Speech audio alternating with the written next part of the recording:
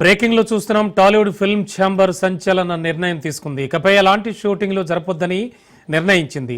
ఎలాంటి సినిమా షూటింగ్లకు అనుమతి కూడా ఇవ్వొద్దని ఆదేశాలు జారీ చేసింది. ఒకవేళ ఎవరైనా ఆదేశాలు నిబంధనలు ఉల్లంఘిస్తే కనుక కఠిన చర్యలు తప్పంటూ హెచ్చరిస్తోంది. తెలుగు సినీ పరిశ్రమలోని 24 క్రాఫ్ట్స్ ఫెడరేషన్లోని అన్ని యూనియన్స్ ఏకపక్షంగా సమ్మెకు పిలుపునివ్వడంతో ఫిల్మ్ ఛాంబర్ ఈ నిర్ణయం తీసుకుంది. వాళ్లతో ఎలాంటి చర్చలు సంప్రదింపులు చేయకుండా Telugu film chamber of commerce సభ్యులు దూరంగా ఉండాలని సూచించింది. అంతేకాదు స్టూడియోలు, అవుట్డోర్ యూనిట్లు, మౌలిక వస్తువుల యూనిట్ సభ్యులు Telugu film chamber of commerce నుంచి అనుమతి లేకుండా ఎలాంటి సేవలు అందించకూడదని తెలిపింది. తదుపరి ఆదేశాలు వచ్చే వరకు ఇచ్చే వరకు ఆ నిబంధనలు అమల్లో ఉంటాయంటూ Telugu film chamber of commerce స్పష్టం చేస్తోంది.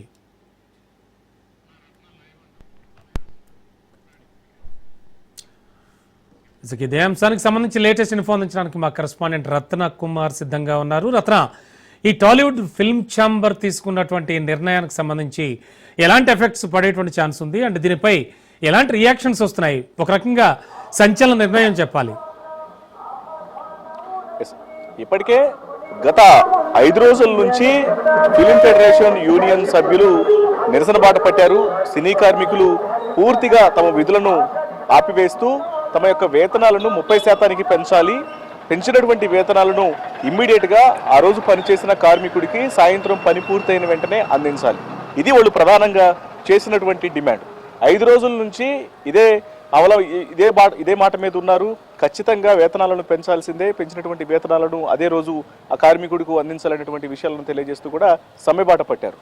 మొత్తం హైదరాబాదు మహానగరంలో ఎక్కడెక్కడైతే ప్రధాన స్టూడియోలలో షూటింగులు జరుగుతూ ఉంటాయో ఆ షూటింగుల్లో కార్యకలాపాలనేవి పూర్తిగా నిలిచిపోయాయి. సినిమాల షూటింగులకు సంబంధించి కావచ్చు, అలాగే సీరియల్ షూటింగులన్నింటిని కూడా బంద్ చేసి వైపున ప్రొడ్యూసర్లతో తమ చర్చలకు పూనుకున్నటువంటి పరిస్థితుల్లో కూడా చర్చలు అనేవి సఫలం కాకపోవడంతో పైగా కొంతమంది నిర్మాతలు తమకు అంటే పనిరానటువంటి వాళ్ళు కూడా మెంబర్లుగా ఉండి ఈ రకంగా ఇండస్ట్రీలో పనిచేస్తూ ఉన్నారు అనేటువంటి మాటలు కూడా తమను ఇబ్బందులకు గురి చేశాయి అనేది సినీ కార్మికులు మొదటి నుంచి తెలియజేసినటువంటి మాట. వీటన్నిటికి సంబంధించి అసలు ఈ వివాదం అనేది ఎలా ముగుస్తుంది, చర్చలు సఫలీకృతం అవుతాయా లేదనేటువంటి విషయాలు కూడా ఒక సస్పెన్స్ అనేది క్రియేట్ అయింది. పైగా ఇప్పటికే ఫిలిం ఫెడరేషన్ సభ్యులు నిన్న ఒక సమావేశాన్ని ఏర్పాటు చేసి ఆ సమావేశం తర్వాత అవసరమైతే మెగాస్టార్ చిరంజీవిని కలిసి ఆయన చెప్పినట్లుగా నడుచుకుంటామనే విషయాన్ని తెలియజేశారు. మరోవైపు సినిమాటోగ్రఫీ మంత్రి కోమటిరెడ్డి వెంకటరెడ్డిని కలుస్తాము అనేటువంటి విషయాలను కూడా తెలియజేయడం జరిగింది.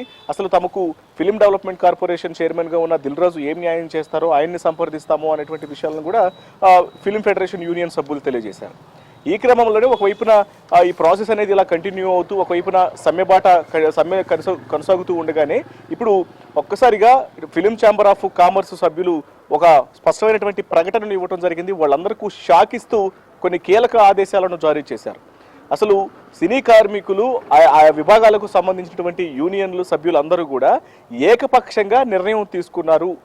ఉన్న పలానా సమ్మెబాట పట్టి సినిమా షూటింగ్లకు సంబంధించి ఇబ్బందులు క్రియేట్ చేశారు కాబట్టి ఇక మీదట తమ తదుపరి ఆదేశాలు ఇచ్చేంత వరకు కూడా ఎటువంటి షూటింగ్లు అనేవి జరపొద్దు అనేటువంటి విషయాన్ని ఇటు ప్రొడ్యూసర్లకు ఆయా ప్రొడక్షన్ హౌస్లకు కూడా తెలియజేశారు. వారికి తెలియజేయడంతో పాటు మరోవైపు ఎక్కడెక్కడైతే ప్రధానంగా షూటింగులు నిర్వహించేటువంటి స్టూడియోలు ఉంటాయో, ఇప్పుడు హైదరాబాద్ మహానగరంలో సారథి స్టూడియోస్ కావచ్చు, అన్నపూర్ణ స్టూడియోస్, రామానాయుడు స్టూడియోస్, ఇలా ఆయా స్టూడియోస్లలో ఇండోర్ షూటింగ్లు అనేవి జరుగుతూ ఉంటాయి కాబట్టి ఆ షూటింగ్లను కూడా తదుపరి ఆదేశాలు వచ్చేంత వరకు కూడా షూటింగ్లు అక్కడ చేయడానికి వీల్లేదు, పూర్తిగా కార్యకలాపాలను ఆపండి. అలాగే ఇతర ప్రాంతాలకు షూటింగ్కు తీసుకెళ్లే అవుట్డోర్ యూనిట్లను కూడా తదుపరి ఆదేశాలు వచ్చేంత వరకు ఆ యూనిట్లను ఎట్టి పరిస్థితుల్లోనూ అవుట్డోర్కు తీసుకెళ్లొద్దు అనేటువంటి ఆదేశాలు అనేవి ఫిలిం ఛాంబర్ నుంచి చాలా స్ట్రిక్ట్గా వచ్చాయి.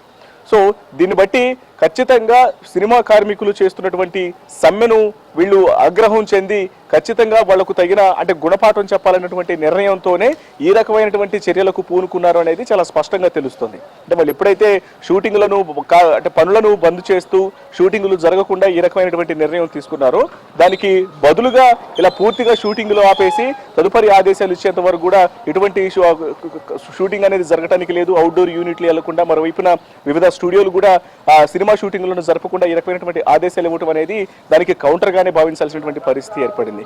ఇక ఇదిలా ఉంటే ఇప్పటికే 5వ రోజు ఆందోళనలు అనేవి కొనసాగుతున్నాయి. ముఖ్యంగా కృష్ణానగర్ ప్రాంతంలో ఇప్పటికే వందలాది మంది కార్మికులు రోడ్డున పడి ఖచ్చితంగా తమకు న్యాయం చేయాలనేటువంటి డిమాండ్లను వినిపిస్తూ ఉన్నారు.